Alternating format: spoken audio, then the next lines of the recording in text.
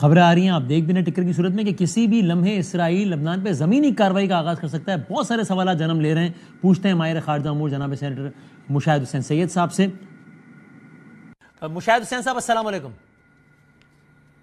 السلام علیکم جی sir, thank you very much for your time. سب سے پہلے تو ابھی یہ سوال ہے کہ آپ کے تجزیے میں یہ تو بہت واضح ہے کہ انہوں نے حسن نصر اللہ صاحب کو شہید کرنے کے بعد بھی کہیں سے بھی یہ اندیا نہیں دیا کہ جناب ٹارگٹ اچیوڈ اور اب ہم پیچھے ہٹ رہے ہیں، بلکہ وہ تو اور آگے ہی بڑھتا جا رہا ہے اسرائیل. تو آپ کے خیال میں ان کے دماغ میں کیا ہے، کس حد تک جانا ہے اسرائیل، اب کیا سوچ رہا ہے کہ اس نے کیا اچیو کرنے کے بعد رکنا ہے؟ یہ بڑی اہم بات ہے. دو تین چیزیں دیکھ لیں. ایک تو یہ ہے کہ نیتن یاہو کو معلوم ہے کہ جس دن جنگ ختم ہوئی اس کی سیاسی موت ہے. Number one. تو جنگ کی طوالت اس کے سیاسی طور پر اس کو فائدہ دے رہی ہے. دوسری بات ہے کہ اس وقت امریکہ میں ایک ویکیوم ہے. امریکہ میں کوئی حکومت نہیں، بلکہ میں تو مذاق سے کہتا ہوں کہ امریکہ نے پاکستانی ماڈل لے لیا ہے. ادھر بھی ہائیبرڈ سسٹم آ گیا ہے اور بائیڈن کو انہوں نے فارغ کر دیا سافٹ کو کے ذریعے. تو اس وقت امریکہ کی سیکیورٹی اسٹیبلشمنٹ وہ چلا رہی ہے امریکہ. کاملا ہارس کو الیکشن کے لیے ڈال دیا ہے، بائیڈن کو فارغ کر دیا ہے، اور امریکہ اور اسرائیل کا گٹھ جوڑ ہے. اور وہ چاہتے ہیں کیا ٹارگٹ کیا ہے؟ یہ حزب اللہ تو بہانہ ہے، اصل نشانہ ایران ہے. کہ ایران کو پرووک کرو، جیسے صدام حسین کو کیا تھا، وہ ٹریپ میں آ گیا اور وہ مارا گیا.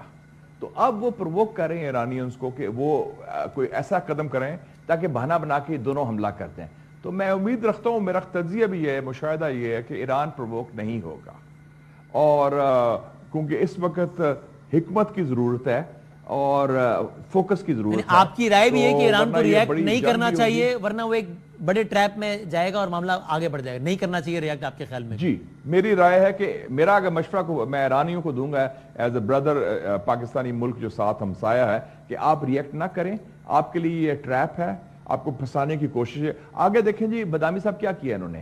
جب اسماعیل ہانیہ کو شہید کیا تو امریکہ نے، مغرب والوں نے ایرانیوں کو کہا آپ نہ ریئیکٹ کریں، ابھی ہم جنگ بندی کرا رہے ہیں، ابھی سیز فائر کے ٹاکس ہو رہے ہیں. تو اگر آپ نے ریئیکٹ کیا تو سیز فائر کے مذاکرات ختم ہو جائیں گے.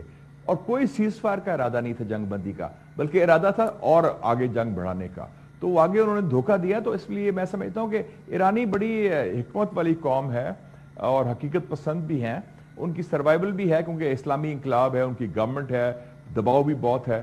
تو یہ اصل ان کا ٹارگٹ ہے اور وہ میرے خیال میں ایرانین پرووک نہیں ہوں گے. لیکن سر یہ پھر دوسری طرف یہ بھی ایک چیلنج نہیں ہے ایرانین رجیم کو کہ اگر وہ ریئیکٹ نہیں کرتے ہیں تو آپ خود کہہ رہے ہیں کہ غلطی کریں گے، ٹریپ میں آ جائیں گے. نہیں کرتے ہیں تو پھر ڈومیسٹکلی یا ادروائز بھی ایک تھوڑا پریشر نہیں ہے کہ صاحب وہ حد سے آگے بڑھتے چلے جا رہے ہیں، آپ بیانات نہیں دے رہے ہیں، آپ تو کچھ کر ہی نہیں رہے؟ یہ تو کلیئر ہے کہ دیکھیں جی وہ تو پریشر ہے اور یہ بڑی پسپائی ہوئی ہے. اور اس میں یہ بھی میں کہوں گا کہ چاہے ایران ہو یا لبنان ہو یا حزب اللہ، ان کا ایک سیکیورٹی بریچ تو ہے نا. کہ ایرانین انٹیلیجنس بھی ایک سیکیورٹی فیلئر ہوا، ادھر بھی ہوا کہ کم سے کم اسرائیلی انٹیلیجنس جو موساد ہے انہوں نے ان کے سسٹم میں پینیٹریٹ تو کر لیا. ان کو معلوم تھا اس جگہ اسماعیل ہانیہ ٹھہرا ہے تہران میں، اس جگہ حزب اللہ کی میٹنگ ہو رہی ہے فلاں جگہ. اور اس میں آپ نے دیکھا کہ وہ 60 فٹ نیچے زمین کے اندر وہ بنکر تھا اس کا. اس کے ساتھ 5-6 اپارٹمنٹ بلاکس تھے. انہوں نے سب کو مارے. 80 ٹن کے بم پھینکے انہوں نے، 80 ٹن کے بم.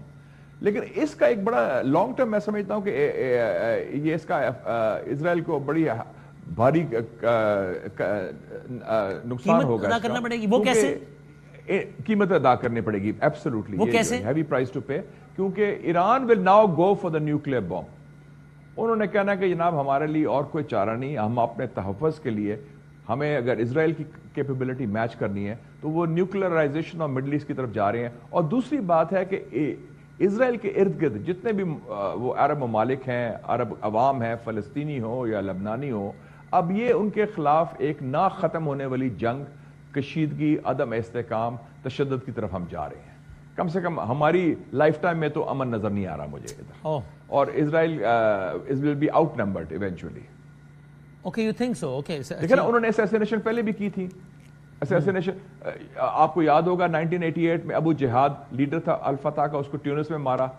انہوں نے 1992 میں سید عباس موسوی جو حزب اللہ کے لیڈر تھے ان کو شہید کیا لبنان کے اندر راکٹ کے ذریعے. اس کے بعد یہ نوجوان ایک لڑکا تھا 31 سال کا سید حسن نصر اللہ, وہ اس کا لیڈر بن گیا 1992 میں. پھر شیخ احمد یاسین جو حماس کے لیڈر تھے 2004 میں, اس کو شہید کیا فلسطین میں. کیا حماس ختم ہوا؟ کیا حزب اللہ ختم ہوا؟ کیا الفتح یا PLO ختم ہوا؟ نہیں. So you can't kill an idea, you can't kill a people's belief and core sentiments. And sir, from where